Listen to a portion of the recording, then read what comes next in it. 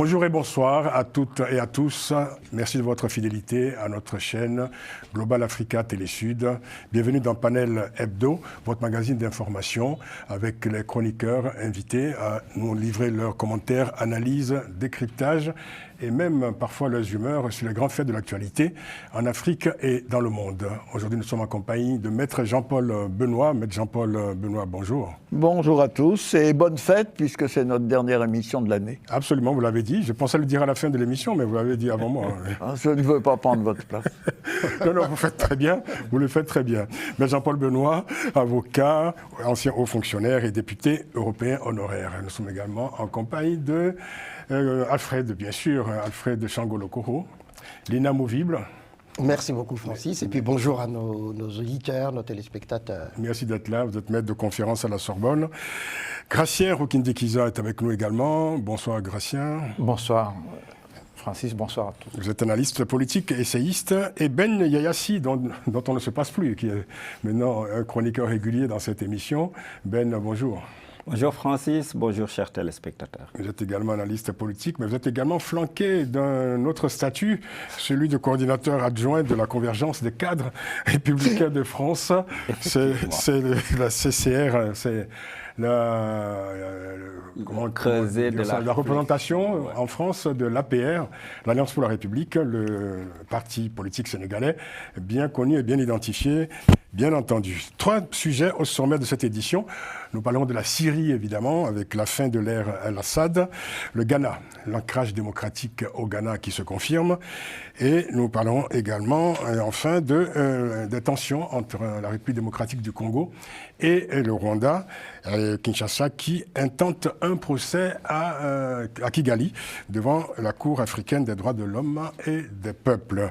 Voilà donc pour le sommaire. Mais avant d'aborder tous ces sujets, on profite bien sûr de la présence de Ben Yayassi pour un regard rapide sur l'actualité sénégalaise avec 2 événements récents. Ben, alors, la décision annoncée par le président sénégalais, Bassirou Diomaye Faye, du retrait total et définitif des éléments militaires présents au Sénégal. On en a parlé la semaine dernière dans cette émission. Je voulais votre commentaire. Surtout, je voulais savoir à travers vous, comment la population sénégalaise réagit à cette décision. C'est une décision qui était déjà connue depuis Abdoulaye Wade, l'ancien président. Il a été le premier à avoir demandé le départ ou bien l'allègement du dispositif français au Sénégal, donc qui était passé de 1200 éléments à 300. C'est ça. C'était il y a 20 ans déjà. Oui, c'était donc depuis qu'il est arrivé au pouvoir dans les années 2000, et c'est exactement en 2011. Et donc la récupération de l'emprise de Bel-Air par l'armée sénégalaise et notamment la marine nationale, parce qu'il y avait une grande emprise, et la récupération également de la 2e emprise au niveau de l'aéroport militaire de Ouakam, qui était à l'aéroport de décollage et de ravitaillement et d'opération en Afrique de l'Ouest, et qui permettait également aux forces françaises d'avoir un repli en plus d'Abidjan et de Libreville. Donc c'est la suite logique de quelque chose qui a été enclenché. N'oublions pas également que le président Macky Sall était également sur ce dossier et avait appuyé la décision qui a été prise par le président Abdoulaye Wade, un allègement du dispositif militaire français à ce niveau. Donc la population était déjà préparée, la population ne peut que saluer cette décision qui est dans une continuité, parce que, comme on le sait, l'État, c'est une continuité, quel que soit le pouvoir qui arrive. Il y a une décision qui a été actée et qui a été respectée, mais les relations entre la France et le Sénégal restent intactes. Les relations entre les armées françaises et l'armée sénégalaise restent intactes dans la mesure où beaucoup de nos cadres, jusqu'à l'actuel chefs d'état-major, sont des officiers qui ont été formés à Saint-Cyr, et même lors des opérations, les Français et les Sénégalais s'appellent des cousins. Merci Ben pour cet éclairage. Autre actualité sénégalaise, la rencontre il y a quelques jours au Qatar entre le dirigeant sénégalais Bassirou Diomaye Faye et Karim Wade. Karim Wade, ancien ministre sénégalais bien sûr, fils d'Abdoulaye Wade, qui a été au cours des mois passés à la fois allié pendant la présidentielle et opposant ensuite pendant les législatives du pouvoir en place aujourd'hui. Comment vous avez apprécié cette rencontre qui a été abondamment commentée au Sénégal ? Pour moi, c'est le Sénégal qui gagne parce que quelles que soient les divergences politiques, surtout avec un nouveau pouvoir qui arrive et qui a des lacunes, surtout en termes de carnet d'adresses, le carnet d'adresses de Karim Wade peut être intéressant vu qu'il a été ministre avec un portefeuille assez consistant sous son père. On parlait de lui en disant le ministre de la Terre, du Ciel. De la Terre et du Ciel. Et du Ciel, parce que tellement le portefeuille était consistant. Oui. Et depuis lors, n'oublions pas qu'il gère aussi le fonds souverain qatari, donc qui est une manne financière, et avec un carnet d'adresses impressionnant. Donc il peut être... Un ancien ministre du Ciel et de la Terre qui a été, donc, il faut le rappeler, condamné donc pour enrichissement illicite, qui a été ensuite gracié par Macky Sall, c'était en 2015, et qui est depuis donc réfugié, si on peut dire, en tout cas exilé au Qatar. Oui, parce qu'il doit On va pour resituer quand même la personnalité. Bon, en fait, et pour savoir d'ailleurs quel rôle il pourrait jouer au Sénégal, parce que tout le monde parle évidemment de son retour possible, avec les relations, disons, chaleureuses qu'on observe actuellement entre lui et le pouvoir en place. Oui, c'est dans l'ordre du possible, parce que le Sénégal, au moment où nous parlons, a besoin de toutes ses filles et de tous ses fils. Et nous savons la conjoncture internationale qui est un peu tendue, donc son carnet d'adresses, comme je le disais, mais également son expertise, parce que quoi qu'on puisse dire, qu'il soit opposant, qu'il soit réfugié, il a une expertise avérée. On aura besoin de lui. Laquelle expertise? Dans le monde, dans le domaine de la finance, dans le domaine des finances, surtout de la finance internationale. Il a quand même une expertise et le Sénégal en aurait besoin. Donc maintenant, il y a juste une question juridique qu'il faudra résoudre. Oui. Bon, comment, parce qu'il y a une amende quand même. Il y a une amende, si je ne me trompe, de 150 milliards de francs CFA qu'il doit au fisc sénégalais. Bon, il y a toujours des arrangements qui sont possibles. Ah oui, des arrangements.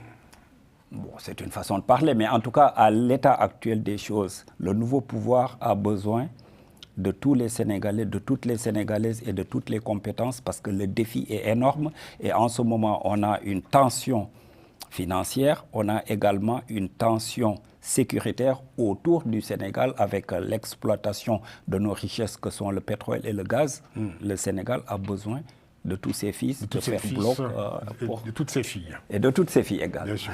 Alors, Bassirou Diomaye Faye a indiqué que, voilà, avoir eu avec Karim Wade des échanges constructifs sur la situation politique, économique et sociale. On attend donc la suite, c'est ça? Oui, la seule incongruité dans cette affaire, c'est que ce n'est pas la présidence ou bien qui a tweeté l'événement, c'est un tweet personnel du président Bassirou Diomaye Faye qui a rendu public l'événement. Oui, ça vous choque? Ça a choqué quand même un peu les Sénégalais. Ouais. Parce qu'après, à un moment donné, on ne savait plus si c'était dans un cadre institutionnel ou dans un cadre privé. Mais bon, vous savez, la rumeur africaine. Oui, de temps en temps, il y a l'irruption de l'informel aussi dans les protocoles officiels. C'était les deux, c'est pas un problème. C'est pas un problème en soi. Non, pas du tout, mais sauf qu'on est tellement habitué à ce protocole étatique républicain. Bon, il faut se libérer du protocole de temps en temps. Ça a des avantages et des inconvénients. Il faut dire que beaucoup de chefs d'État aujourd'hui dans le monde tweetent eux-mêmes. Oui, exactement. Certains même avant d'avoir été investis. On pense. N'est-ce pas? Ben oui. Non, il y a un exemple venu de haut. Suivez mon regard. Voilà, suivez mon regard. Bon, premier sujet, messieurs, on va parler de la Syrie, bien sûr, avec la fin de l'ère Al-Assad. La Syrie qui occupe aujourd'hui toute l'actualité. À l'origine de la crise, il faut rappeler, cette crise qui a secoué ce pays depuis 2011, une révolution pro-démocratie. En 2011, donc, avec des militants. Au départ, c'était des militants aux mains nues. Et en réponse aux revendications de ces manifestants, une violente répression de l'État. S'ensuivit alors un conflit armé avec de multiples fronts, l'émergence des mouvements djihadistes, notamment l'émergence de l'État islamique. Pardon. Et dans ce contexte, un terrible bilan aujourd'hui, bilan de la répression aveugle de Bachar el-Assad contre sa population, avec le soutien de la Russie, il faut le préciser. 500 000 morts, 11 millions de déplacés en 13 ans, une répression d'une rare intensité. Et le régime Bachar el-Assad a donc été défait le 8 décembre dernier, officiellement. Le régime a été défait par une coalition de mouvements rebelles menée par le groupe islamiste Hayat Tahrir al-Sham, HTS, soutenu par la Turquie. Alors, est-ce qu'on peut dire déjà, mais Jean-Paul Benoît, que cet événement restera l'un des plus marquants de cette année 2024?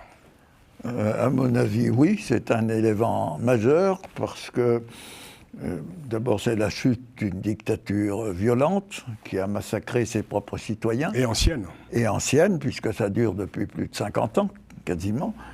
Donc c'est un élément majeur. C'est un peuple qui se libère. Donc ça mérite tout de suite d'être noté.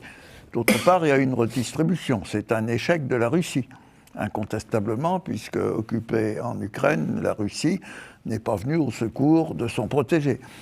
Et le problème de la Russie, c'est de garder sa base aérienne et sa base maritime, qui est une ouverture vers les Méditerranées. C'est un échec aussi de l'Iran, puisque c'était le parrain de ce régime et que les obligés, les proxys, comme on dit de l'Iran, traversaient des régions contrôlées, le territoire syrien. C'est vrai pour le Hezbollah et c'est vrai pour le Hamas. Donc c'est une triple défaite. La défaite d'Assad, de la famille, une défaite de la Russie et une défaite de l'Iran. Alors maintenant, qu'est-ce qui va se passer? C'est la question qu'on peut se poser. La Syrie est un pays complexe parce qu'il y a toute une série de minorités qui coexistent. Il y a des chrétiens, des alaouites, il y a des chiites, il y a des sunnites, il y a les Kurdes. Donc c'est un ensemble qui, pendant une période, a permis à toutes ces communautés de coexister pacifiquement. Et avec le régime du père puis du fils, qui a été encore plus sanguinaire que le père, si tant est que ça soit possible, ce pays a été ravagé par ses propres dirigeants. Et l'Occident a eu une attitude très ambiguë à l'égard de la famille Assad. Je me rappelle quand même que le président, le dernier, le fils, a été l'invité d'honneur de M. Sarkozy pour le défilé du 14 juillet. Mais M. Sarkozy a choisi ses invités. Il a eu aussi M. Kadhafi. Donc, une attitude très, très... Jacques Chirac aussi, avant de se fâcher avec lui. Très ambiguë, puisque au nom de la... On reconnaît les États, donc on travaille avec ceux qui sont là. Donc, cette dictature n'existe plus. Alors maintenant, les questions qui se posent, comment est-ce que ce pays va évoluer ? Alors moi, je vais répéter ce que dit...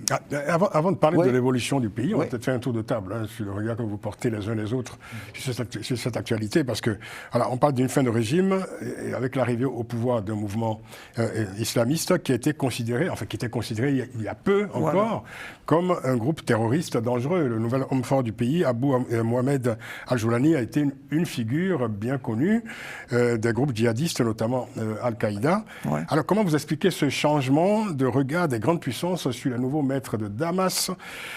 Alors, est-ce que c'est un principe de réalisme ou simplement parce que le pouvoir de Bachar al-Assad était devenu définitivement indéfendable? Il y a les deux. Je pense, avant de répondre à cette question, qu'il faut rappeler aussi qu'il y a quand même un protagoniste majeur qui a favorisé la chute de Bachar al-Assad. C'est la Turquie, j'allais y venir. C'est Tayyip Erdogan, parce qu'à un moment, il voulait conquérir le Kurdistan syrien, et ça ne s'est pas bien passé. Voilà comment Recep Tayyip Erdogan l'a laissé tomber. Et puis l'élément majeur vraiment qui change la donne, c'est à la fois la guerre israélienne tous azimuts contre le Hamas et surtout le Hezbollah, et le fait qu'ils ont eu la peau de Hassan Nasrallah, ça a provoqué un choc terrible, et puis il a décapité le Hezbollah. C'était pratiquement fini. Et puis l'Iran a compris, parce que quand Israël a riposté, a frappé, ils se sont dit, maintenant... attention. Exactement. L'Iran a été très prudent dans ses ripostes. Absolument. Et donc, ça a retardé, au fond, ça a favorisé, précipité. Et puis, le dernier élément, c'est l'élection de Donald Trump. On ne le dit pas, mais Ça joue beaucoup chez Poutine. Il n'a pas voulu intervenir. Il pouvait le faire avec sa base navale et puis aérienne à l'attaquer. Mais c'est là que se pose la question, justement. Est-ce que ça valait le coup pour Moscou de continuer à défendre un régime qui était considéré comme un régime à l'agonie, un régime indéfendable? Le rapport de force était tel entre le régime... Il s'est passé... Tant que ça lui permettait à Poutine... Parce que l'armée... Que restait-il de l'armée syrienne, quoi, qui s'est rendue très vite, d'ailleurs, au mouvement rebelle? Ça a été une débandade immédiate. Oui, c'est ça. L'armée syrienne n'a pas résisté, parce que elle était sous-équipée, l'armée syrienne, en plus. Parce que Israël a bombardé. Et Israël a bombardé. Là, tout récemment. Non, parce que ça permettait à Poutine d'avoir justement cette base navale et aérienne et projection vers ses proxys africains. D'accord. Donc, c'était ça, le deal. Vous pensez qu'il y a eu ce deal, là? Exactement. Oui, alors, pour en revenir au changement par rapport au nouveau dirigeant de HTC, c'est le principe de réalité. Mais évidemment... ils ont dit un certain nombre de choses, ont fait un certain nombre de promesses. La communauté internationale dit chiche, on leur accorde le bénéfice du doute. Elle dit vigilance plus que chiche. Mais c'est ça, le bénéfice du doute. Bénéfice du doute. Vigilance avec doute. Oui, oui. Donc, exactement. Principe de réalité, on accorde le bénéfice du doute, on reste vigilant, on observe. Exactement. Et parce que aussi les Syriens, tous on l'a vu, leur explosion à travers le monde, la joie immense, il y en a qui veulent rentrer, etc. Et donc se disant, enfin, nous sommes soulagés, ce régime est tombé, nous allons travailler ensemble pour reconstruire notre pays. En tout cas, pour l'instant, c'est un pouvoir qui est en observation. Tout à fait. C'est une observation. Vigilante. Oui, moi j'ai été très surpris par la rapidité des événements. L'accélération surtout. C'est l'accélération. Surtout l'accélération en moins de 10 jours, parce qu'il y a quelques semaines, il y a quelques jours, qu'il aurait cru, qu'il aurait dit que ce pouvoir allait tomber. Et il y a également la configuration ou bien les alliances qui existaient entre les différents États et ces alliances se sont effritées comme ce n'est pas possible, parce qu'on a vu la passivité des troupes russes sur place, qui n'ont apporté aucun soutien aux forces syriennes, qui étaient sous-équipées, qui étaient démoralisées, parce qu'également il y a eu des arriérés ou bien des retards de salaire à un moment donné. Ils étaient totalement sous-payés. La crise économique a beaucoup frappé. Il y a également c'est un pays dévasté. Le rôle de la Turquie, parce qu'on sait que Tayyip Erdogan est le parrain entre guillemets, de l'actuel pouvoir. C'est parce que c'est les Kurdes qui intéressent... Non seulement c'est les Kurdes, qui intéressent Erdogan. Il a tous les pays, tous les belligérants ont en réalité des affaires intérieures qu'il règle à travers ce conflit. Et Tayyip Erdogan, non seulement il y a la question turque qui se pose, mais également c'est une revanche sur Bachar el-Assad, parce qu'il y a 3 ans, ou bien 4 ans, il avait demandé de le rencontrer, parce que n'oublions pas que sur le sol turc, il y a plus de 3 millions de réfugiés syriens. Et lui, il proposait, Erdogan, une solution diplomatique, ce que Bachar el-Assad avait refusé. Et donc à la demande de la Russie. Oui, mais bon, maintenant, les circonstances étant ce qu'elles sont, et ensuite, n'oublions pas également le rôle, ou bien le larron qu'est l'État d'Israël, qui a profité de cette situation, et surtout de l'affaiblissement de l'Iran, ou bien d'une certaine passivité de l'Iran, parce que ce que vous appelez les proxys, donc c'est le Hezbollah et le Hamas, qui ont été décapités et qui servaient, il y a également aussi les milices houthites au Yémen, qui servaient de force tampon, ou bien qui permettaient à l'Iran de régler des comptes sans le faire directement. Ces différentes réactions ont fait qu'à un moment donné, la situation était telle que la chute devenait inéluctable. Et ensuite, pour finir, il y a la situation aux États-Unis avec le changement de régime, ou bien d'administration plutôt, qui fait que, comme Israël, l'État d'Israël sait qu'avec Trump, il y a plus de chances, ou bien il y a plus de liberté pour agir, ils en ont profité. Notamment à l'égard de l'Iran. Pour placer la prochaine administration devant un fait accompli, et c'est sûr que l'administration Trump va valider la situation. On l'a vu depuis aujourd'hui, depuis 2 jours, toutes les installations syriennes. Il y a eu 300 bombardements. Ont été bombardées. Et il y a également une situation, on va en revenir en termes de conséquences. Le nouveau pouvoir qui... On va peut-être écouter Gracia quand même. Oui, le nouveau pouvoir qui dit qu'il va suspendre le Parlement pendant 3 mois. Oui. On commence toujours par suspendre le Parlement. Ça s'appelle une transition. On verra. Alors, je vous ai écouté, Alfred et Ben. Alors, il y a un paramètre quand même que vous n'avez pas du tout évoqué, c'est la guerre en Ukraine. Qui pèse beaucoup aussi quand même dans cette équation, oui. et qui a certainement freiné l'élan de la Russie, qui n'a peut-être plus la même capacité de projection ou d'implication dans un conflit moi je l'ai dit qu'autrefois. C'est les affaires intérieures des uns et des autres. Et la Russie, justement, je vais parler de ça. Mais en fait, ce qui s'est passé, c'est que Assad, il a été un mauvais politicien et un mauvais stratège. D'abord, mauvais politicien parce qu'il a refusé de rencontrer Erdogan. Pour discuter, il demandait 2 choses. D'abord, avoir la zone tampon chez les Kurdes, pour une certaine mainmise, et aussi faire entrer les réfugiés. Il y a les accords d'Astana, les gens, les Russes, les Iraniens et les Turcs qui s'entendaient sur certaines choses. Et Assad ne voulait pas entendre. Il y avait aussi une certaine arrogance à l'égard des Émirats arabes, de cette partie Dubaï, les Qatar, parce qu'il exigeait à ce qu'ils payent la reconstruction en disant c'est vous êtes responsable de ça. Donc du coup il était lâché par les Turcs, déjà les Turcs ils ne le soutenaient pas, mais en réalité sur le plan, si je reviens sur le plan militaire, d'abord vous avez parlé de l'Ukraine, ce sont les Ukrainiens qui ont entraîné les rebelles à Idlib pour former à l'utilisation des drones. Donc ils ont utilisé beaucoup les drones. C'est intéressant. Et deuxièmement, c'est que quand la guerre, comme les Russes, ils avaient compris, quand la guerre juste a démarré, les Russes avaient pu récupérer beaucoup d'islamistes, ils les avaient intégrés dans l'armée d'Assad, mais quand la guerre a démarré, juste les anciens islamistes qui étaient dans l'armée, ils ont commencé, notamment à Homs et à Amman, ils ont commencé à tirer sur leurs collègues. Et du coup, même les militaires d'Assad n'ont pas voulu se battre. Et du coup, dès le départ, le Hezbollah a bien compris ce qui se passait, parce qu'il y avait encore le Hezbollah. Ils se sont retirés, les Iraniens se sont retirés, les Russes ont compris, ils ont laissé faire.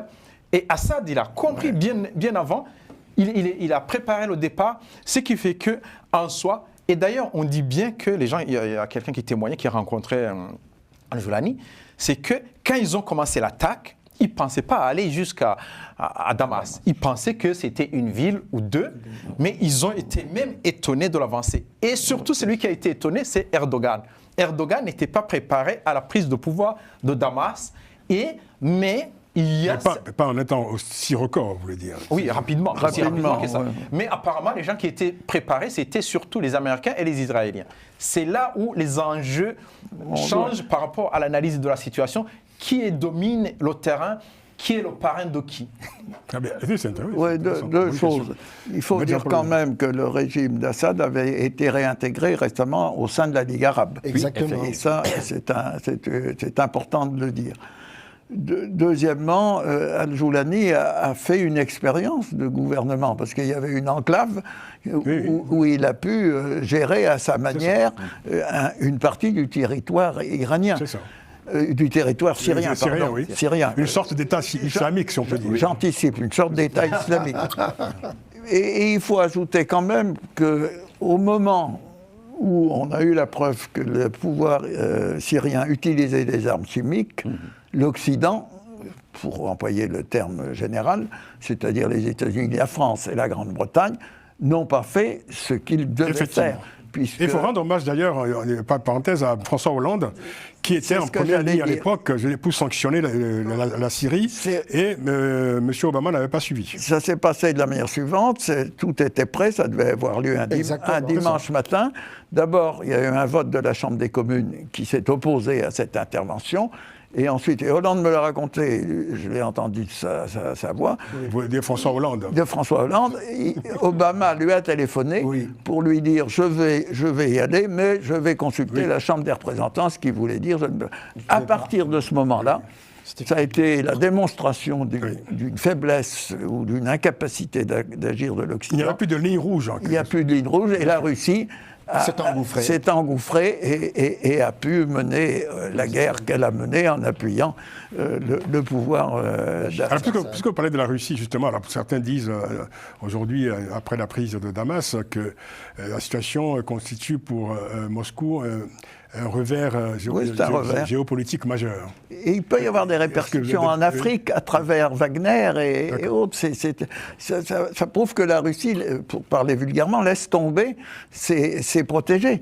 Donc il peut y avoir des répercussions en Afrique, dans les juntes militaires, etc. Donc c'est un bouleversement très important de la donne de la région et d'une certaine manière de la donne internationale.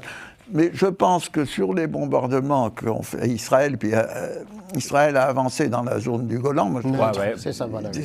Sur la partie dans laquelle ils n'étaient pas présents, ils sont là physiquement. L'intervention d'Israël, 300 bombardements, a été faite avec la Corée de Trump et de Biden. Et je pense que les équipes se parlent. Voilà, les équipes et la France doit se retirer de la zone neutre. Oui, la France dit toujours ce qu'ils doivent taire avant de savoir ce qu'on va faire nous-mêmes. Alors Ben, vous vouliez parler de l'avenir. Alors, est-ce que vous ne faites pas comme Guy Debal, parce que si vous lisez dans les boules de cristal... Je ne lis pas dans des boules de cristal, c'est juste par rapport à la situation. Donc on peut se permettre de faire des projections.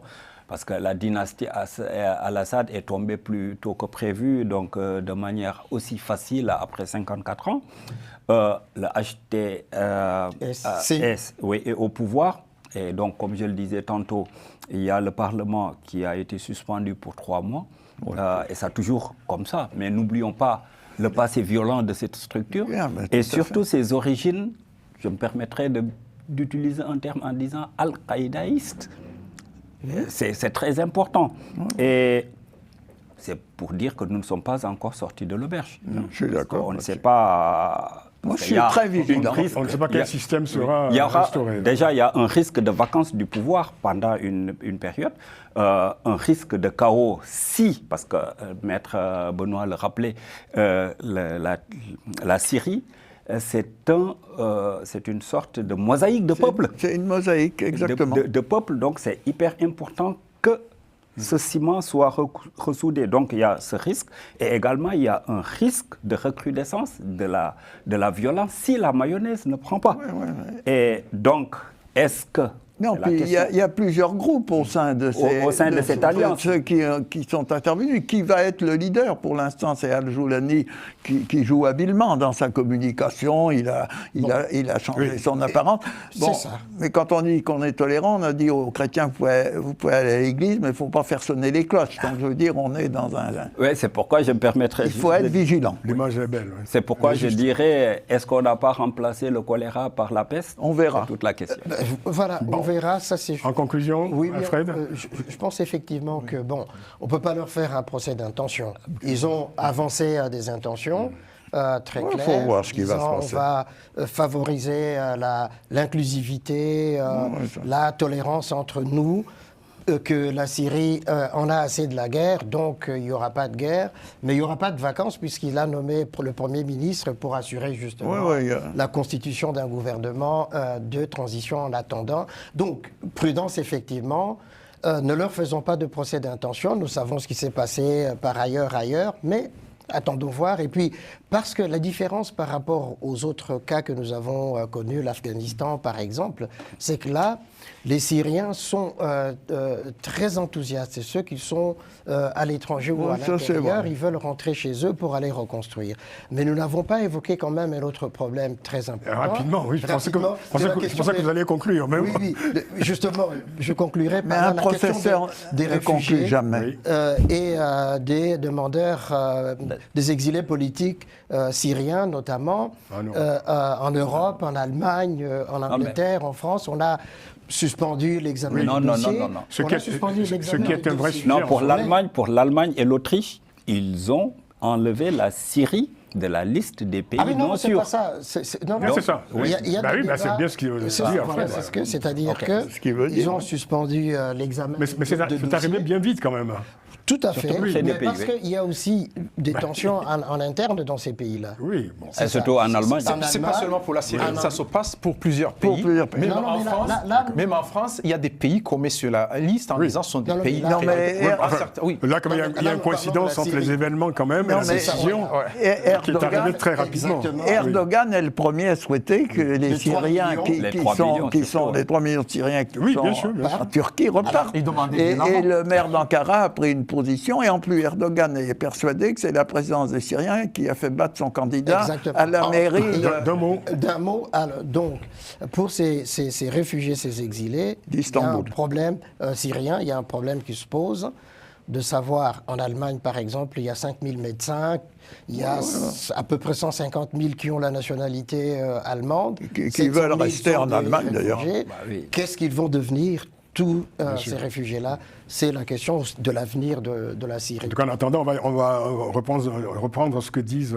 beaucoup de Syriens aujourd'hui. Ils disent « Laissez-nous au moins profiter de ce moment de réjouissance. » Oui, bien sûr, bien Hein, sûr. voilà, De liberté, de Ils veulent libération. qu'on les laisse en profiter pleinement, Tout à fait. en disant « Demain est un autre jour. Absolument. Voilà, chaque jour suffit sa peine. Ça peine. Autre sujet dans cette édition de Panel Hebdo, le Ghana, bonne nouvelle du Ghana. Une fois encore, ce pays confirme la vitalité de son processus de démocratisation. On peut même parler désormais d'enracinement démocratique, enracinement de la démocratie dans ce pays, avec le choix d'une nouvelle alternance paisible. À l'issue de l'élection présidentielle du 7 décembre dernier, la victoire du candidat de l'opposition John Dramani Mahama a été reconnue par son adversaire, le vice-président sortant Mahamoudou Bawumia, avant même la proclamation définitive des résultats. Et John Dramani, donc, qui sera le 6e dirigeant élu démocratiquement depuis 1993 au Ghana. Alors Alfred, est-ce qu'on peut dire que le Ghana a réalisé depuis 1993, depuis 1990 d'ailleurs, date du déclenchement des processus de démocratisation, que le Ghana a réalisé, est-ce qu'on peut dire que ce pays a réalisé un sans faute? C'est tout à fait un sans faute, Francis, et c'est pourquoi il faut rendre hommage à Jerry Rawlings, Oui, qui est le premier père vraiment de cette qui a déclenché ce processus. Exactement. Absolument. Et au fond, là, on arrive effectivement parce qu'il y avait des craintes, qui est contestation, et finalement, le vice-président a reconnu tôt après le dépouillement de leur propre compilation des résultats, a conclu, mais justement, et appelé à son adversaire. Donc, c'est le bon élève de la démocratie en Afrique occidentale et en Afrique en général. Simplement, ce modèle... Enfin, le bon élève, je ne sais pas si c'est le terme tout à fait approprié. pour moi, parce que... Non, mais quand on est professeur, on voit des élèves partout. Il y a un maître. Je suppose qu'il y a un maître. Oui, c'est ça, ça suppose qu'il y a un maître. C'est une forme Il n'y a pas de d'humilité. maître. C'est-à-dire que les Ghanéens sont quand même propriétaires de la démocratie. Tout à fait. Et auteurs, Oui, collectivement. mais, c'est un bon élève en Afrique. Pourquoi? Parce qu'il y a très peu d'exemples où cette alternance se fait, à part le Sénégal, mais on a vu au Sénégal, des tensions.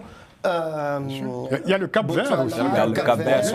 Voilà. Et le Nigeria confirme d'ailleurs, je veux dire, d'alternance en alternance. Alors, donc, il y a cet L'île Maurice aussi, ancrage démocratique à travers un certain nombre de pays. Et c'est très bien que ça se passe de cette manière-là et que ça serve des leçons à certains autres qui ont tendance à modifier les constitutions pour un troisième mandat, etc. C'est aussi peut-être un message envoyé à tous ceux qui, aujourd'hui, dans des débats assez surprenants, disent que la démocratie n'est pas un système fait pour les Africains. Exactement. Que c'est un système importé. Et là, on voit bien effectivement que voilà, les Ghanéens font de cette démocratie un patrimoine collectif et confirment son ancrage d'élection en élection et d'année en année, enfin, le temps passant en tout cas. Tout à fait. Ben? Oui, ça veut dire là où vous avez fini. Moi, je ne suis pas d'avis que quand certaines personnes ou bien certains disent que la démocratie n'est pas faite pour l'Afrique. C'est parce qu'ils ne revisitent pas l'histoire de l'Afrique. La démocratie a toujours existé en Afrique sous une autre forme. Même dans les royautés, certains rois étaient choisis par un collège, même s'ils étaient d'ascendance royale. Ça, c'est une autre forme de démocratie. On connaît également le charte du Mandé, qui est une constitution complète avec tous les mécanismes démocratiques. Oui, oui. Donc c'est quelque chose qui ne nous est pas... Mais c'est une aberration, d'autant que c'est comme si ces personnes considéraient que l'Afrique était plus apte à produire des tyrannies Exactement. des partis uniques que la démocratie même de et des libertés collectives. Notre propre histoire. Mais pour revenir au cas qui nous intéresse, effectivement, le Ghana confirme ce qu'on savait déjà depuis 1990 avec l'héritage de Jerry Rawlings. Et la preuve en est que Mahama, il a été président de 2012 à 2017 et il revient. Et les gens avaient un peu peur quand même parce que c'est une élection qui s'est faite ou bien qui s'est tenue sur fond de crise économique assez grave. Absolument. Le Ghana traverse une crise économique, mais n'empêche, Absolument. les électeurs ghanéens, le peuple ghanéen a su développer. Enfin, le pouvoir sortant a été sanctionné aussi. Exactement. À cause pour la gestion de la crise. De la crise. Pour l'endettement, qui est quand même tout d'endettement très élevé, et le taux d'inflation. C'est ça, exactement. Mais les électeurs ghanéens ont été assez subtils et ont développé les ressorts pour dire, bon voilà, on vous a confié les rênes du pays à un moment donné.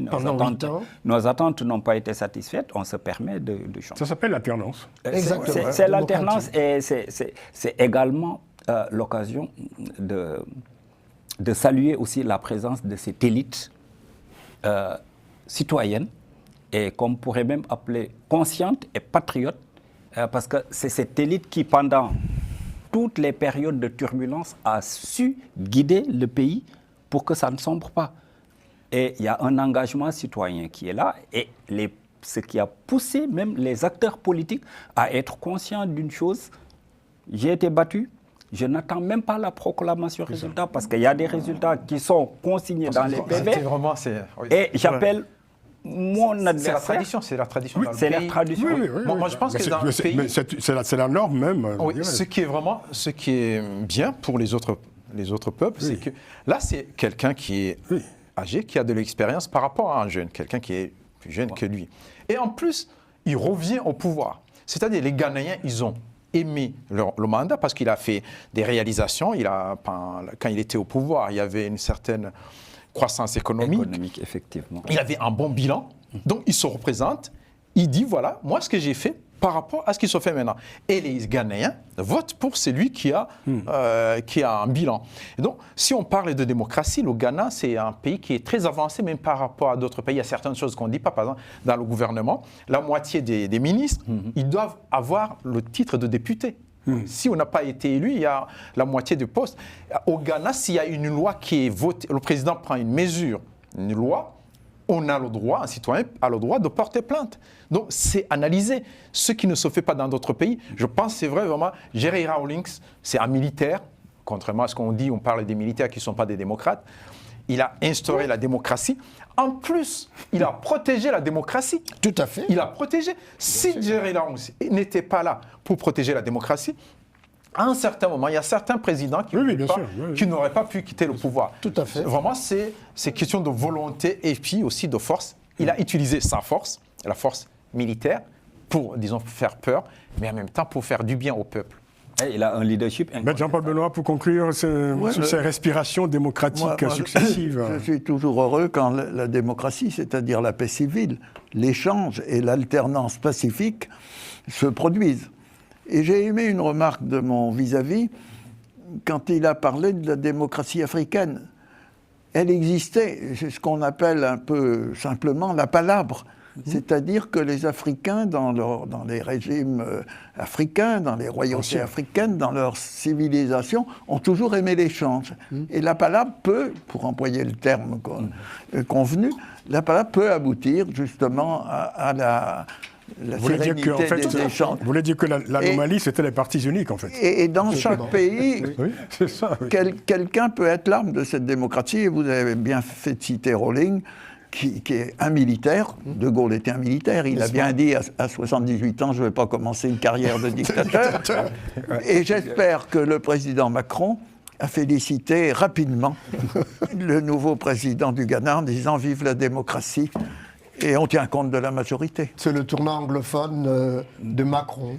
et des respirations démocratiques nécessaires. Bien entendu, le Ghana le démontre d'élection en élection et comme je disais, au fil du temps. Merci. On va passer au troisième sujet rapidement. Le temps passe très vite. On va parler des tensions en RDC, entre la RDC et le Rwanda. Kinshasa et Kigali, bientôt devant la Cour africaine des droits de l'homme. C'était le 1er décembre dernier. La RDC a reçu la confirmation du nouveau procès qu'elle a décidé d'intenter contre le Rwanda devant la Cour africaine des droits de l'homme et des peuples, basée à Arusha, en Tanzanie. Selon le vice-ministre congolais de la justice et du contentieux, Samuel Mbemba, Kinshasa espère, je cite, une condamnation du Rwanda pour son agression dans l'est de la RDC, ainsi que pour les pillages, viols et massacres perpétrés dans cette région, et aussi à terme des indemnisations. Fin de citation. Alors ce n'est pas la première fois, il faut le dire, que Kinshasa poursuit le Rwanda devant une juridiction internationale.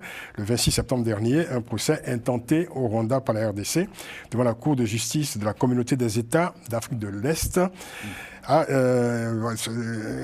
eu lieu et Kigali devait répondre à ce moment-là des accusations d'agression contre la RDC, contre l'Est de la RDC et des crimes de guerre commis par l'intermédiaire de la rébellion M23. Voilà, donc, alors Gracien me regarde parce que Gracien connaît très bien, évidemment, cette région. Alors, que peuvent attendre, selon vous, les autorités de Kinshasa de ce nouveau procès devant la Cour africaine des droits de l'homme et des peuples? D'abord, plaçons-nous sur le plan juridique. Oui. On peut pas poser, vous ne pouvez pas porter plainte dans deux tribunaux différents pour la même plainte, le même objet. Oui. Donc la plainte se trouve déjà dans l'East Africa Community. Vous êtes assis à côté d'un avocat, je ne sais pas si... Oui, non, mais... Ça se trouve à l'East Africa Community. C'est possible ou pas? Ils ont porté plainte. De porter plainte devant plusieurs juridictions? Oui, je pense qu'on peut porter plainte. Pourquoi? Parce que si on a porté plainte, on ne peut pas avoir deux procès pour la même chose. Ça ne se fait pas. On peut les motiver différemment. Oui. Mais ce n'est pas motivé différemment. Si, c'est motivé différemment. C'est la même chose. Oui. Alors, deuxième chose, c'est que, en fait, ils portent plainte pour l'occupation ou autre, mais il y a des accords qui ont été signés entre les ministres des Affaires étrangères. Il y a aussi des textes qui ont été signés par les chefs des services de renseignement extérieurs entre les deux pays. C'est-à-dire qu'ils sont entendus sur le retrait, ce qu'on appelle les mesures défensives du côté du Rwanda, et aussi de combattre le FDLR. Donc, c'est-à-dire que les Congolais, ils ont acté, il y avait un motif pour qu'ils soient présents, mais donc on a signé les accords. Mais quand on parle aussi de vol, ils ont signé des accords, il y a eu des médiations. Quand on parle de vol, il y a des médiations angolaises. Mais ils considèrent que les décisions qui avaient été prises n'ont pas été suivies. N'ont pas été appliquées. Les ministres ont signé les accords. Ils ont signé, mais ça n'empêche pas qu'on intente un procès par ailleurs. C'est-à-dire qu'il y a une confusion entre les faits, des choses qui sont posées. Concernant le vol, juste et très rapidement, le pillage, je pense que vraiment, si les gens qui pillent le Congo, ce sont les Congolais. Parce que le coltan, par exemple, le cobalt ne se trouve pas dans la partie. Là, c'est vous qui faites le procès, là. Non, la partie, bien sûr, ce sont des gens. Mais la partie qui se trouve là où il y a le cobalt, par exemple, il n'y a pas les Rwandais. Non, mais attendez, Kinshasa considère que l'Est de la RDC subit des pillages qu'elle impute à Kigali. Vous dites qu'il n'y a pas de pillage, mais enfin, de toute façon, les juges le diront. Il faut nous entendre. Les juges vont trancher. Le Arubaya, où il y a le coltan, par exemple, c'était occupé par les FDLR et les forces armées congolaises. C'est aujourd'hui, il y a quelques mois, les M23 s'y trouvent. Avant, qu'est-ce qui s'est passé? Il faut dire la vérité. Moi, je connais pas mal de gens, les gens c'est ce que vous dites est vrai. Ce qui se passe, Kinshasa sera débouté, tout simplement. Ce qui se passe, c'est que les minéraux qui sont au Congo, les minéraux qui sont au Congo, ce ne sont pas les Rwandais qui vont les chercher. Comme ça se vend cher au Rwanda, ce sont les généraux congolais qui les vendent aux Rwandais. Donc c'est du commerce, c'est dans l'East Africa Community, il y a la circulation de la marchandise. Il n'y a pas de contentieux, donc. Pour moi, il n'y a pas de contentieux. Il n'y a pas d'objet de contentieux. Il y a forcément un contentieux.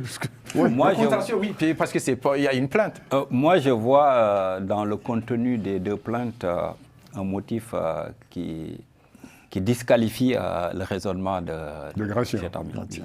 Parce qu'en septembre, devant la Cour de l'Afrique de l'Est, de l'East Africa Community. Oui, effectivement. C'est plutôt le M23 qui était pointé avec la complicité du Rwanda. C'est ça.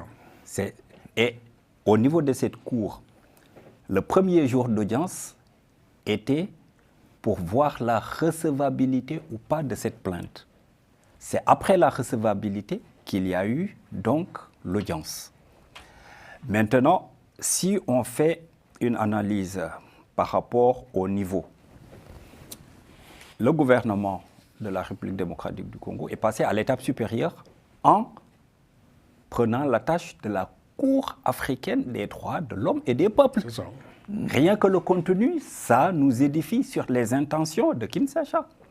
Et là, cette fois-ci, ils n'ont pas parlé du M23, mais c'est plutôt, d'après le vice-ministre de la Justice et du Contentieux international, c'est plutôt, ils disent que depuis des décennies, la République démocratique du Congo est agressée.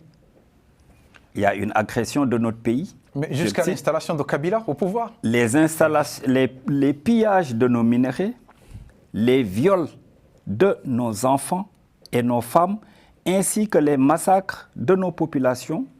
Et ils vont plus loin en disant jamais le Rwanda et Paul Kagame n'ont été poursuivis en justice à travers le procès réel à tous les niveaux, comme on le voit maintenant.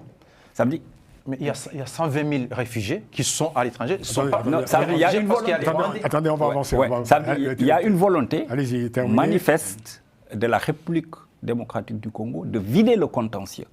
Et je pense qu'à travers cette course, c'est le dernier recours qui est intenté, parce qu'on se rappelle en septembre, quand la plainte a été déposée au niveau de cette cour est-africaine, la réplique du Rwanda a été de dire, bon voilà, c'est bien beau, mais nous n'avons pas besoin de leçons de justice.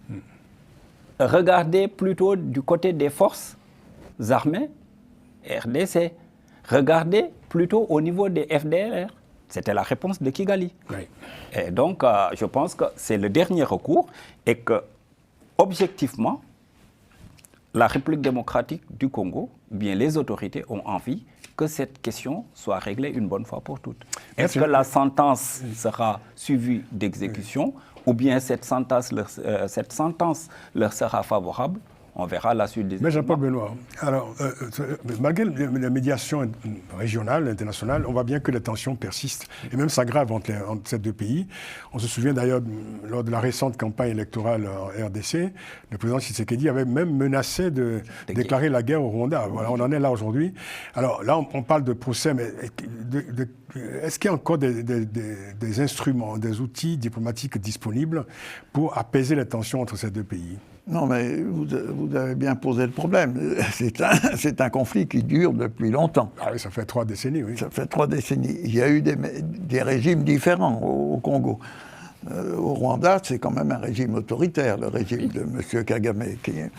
Donc cette contestation territoriale avec les richesses qui sont dans ce territoire dure depuis longtemps. Des médiations ont échoué, il y a eu des accords qui n'ont pas été appliqués, et chacun accuse l'autre d'être le responsable. Donc moi, je n'ai pas lu dans le détail de la plainte, je n'ai pas eu le temps, donc je ne vais pas dire ce que je ne sais pas. Mais à partir du moment où on s'adresse à une juridiction internationale, c'est qu'on a un certain nombre d'arguments. Il y a l'occupation du territoire, il y a le fait qu'il y a eu la présence, je mets entre guillemets, de milices rwandaises dans ce territoire, même si à l'intérieur du régime congolais, on peut avoir des interrogations sur la gestion politique, économique et gouvernementale de ce régime. Je suis d'accord avec vous. Donc, moi, c'est une banalité. J'ai tendance à dire, comme tous les bons avocats ou les mauvais, je ne sais rien, je fais confiance à la justice. Donc, je vais quand même lire la plainte telle qu'elle a été déposée, quels sont les arguments développés, enfin, j'en connais un certain nombre, mise en cause d'intégrité territoriale, pillage des richesses et intrusion de forces armées sur le territoire congolais. Donc maintenant, on va voir ce que va donner cette décision de justice. Et les décisions de justice internationale, il faut qu'elles soient appliquées aussi. Parce que ça, c'est un autre sujet. Alfred? Alors, moi, je dirais brièvement qu'il faut revenir à la source de ce conflit à l'est de la RD Congo. C'est les génocides au Rwanda, 1994, qui entraînent la fuite. Ne faites pas toute l'histoire parce qu'il nous reste très peu de temps. On va renvoyer les téléspectateurs à Wikipédia. Parce que, non, en fait, ce qui se passe aujourd'hui n'est que la conséquence de ce qui s'était passé à ce moment-là, c'est-à-dire la présence de près de 5 millions de Hutus qui avaient fui la prise de pouvoir par Kagame et le FPR. Et puis, en 1996, le démantèlement de ces camps. D'accord. OK, très bien.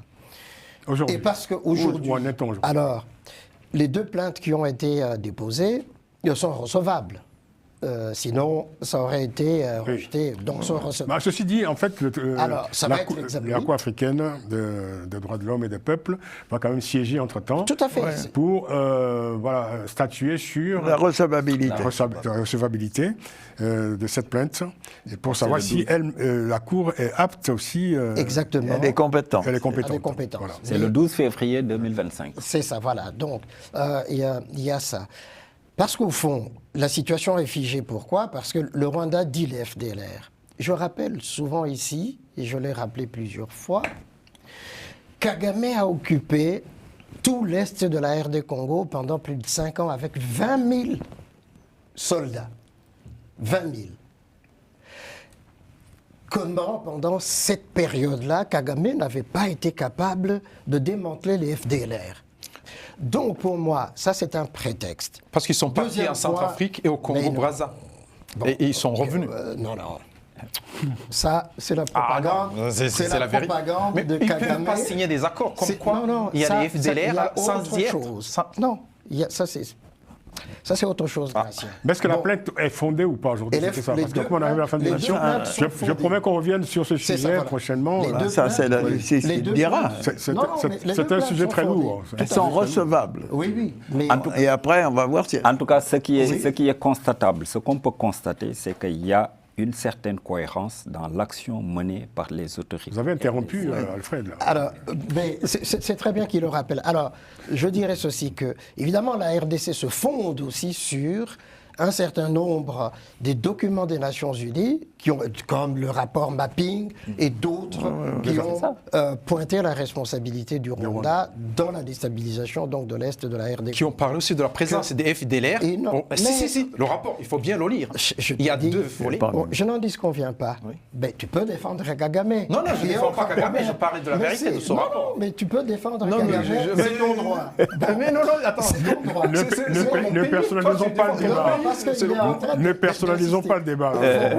Il insiste sur le FDLR. C'est l'argumentaire de Kagame. Non, dans le rapport, il parle aussi de la présence des FDLR. Bien sûr, il faut le dire. Ben oui. On arrive à la fin de l'émission, il faut conclure. Voilà. Et donc, l'un ou l'autre d'ailleurs. En conclusion, il y a les négociations diplomatiques qui ont lieu le 15, ils vont se retrouver. Ça bute sur quoi? Sur le fait qu'il y a la mauvaise foi de la part de Kagame. Si, il y a la mauvaise foi. Alfred. Et ce qui fait effectivement... À suivre. C'est pas une conclusion, c'est une condamnation. Ils ont signé les accords entre les ministres des Affaires étrangères. C'était avant. Les accords Madame Valère n'a pas voulu signer. Je vous promets qu'on en reparlera. Comme le temps de la justice est long, donc on aura tout le temps d'y revenir. Même dans l'argumentaire des autorités RDC Congo, c'est une partie qui est évoquée. En tout cas, il y a une certaine cohérence quand on analyse ce qui se passe en ce moment. Et cette plainte au niveau de la Cour africaine des droits de l'homme et des peuples vient au moment où, au niveau de la CPI, les enquêtes ont été relancées pour le Nord Kivu. Les enquêtes contre tout le monde. Ben Yassi, merci d'être venu. Alfred Sangolo, merci à vous. Merci Gracien Rokini-Kiza et merci Maître Jean-Paul Benoît. Merci. Et bonne fin d'année à tous, bien entendu. C'est effectivement la dernière émission pour cette année. On se retrouvera donc l'année prochaine avec grand plaisir. L'émission a été réalisée comme chaque semaine par Romain Clicquot de Menck. Merci à lui. Rendez-vous donc l'année prochaine pour de nouvelles éditions de Panel Hebdo. D'ici là, prenez grand soin de vous et surtout n'oubliez pas, prenez grand grand soin de la beauté des choses, surtout en cette fin d'année et pour l'année suivante aussi, pour l'année prochaine. Prenez soin de vous et je vous dis, au nom de toute l'équipe de Panel Hebdo, bonne fin d'année et à très vite. Au revoir. À très vite. À très vite.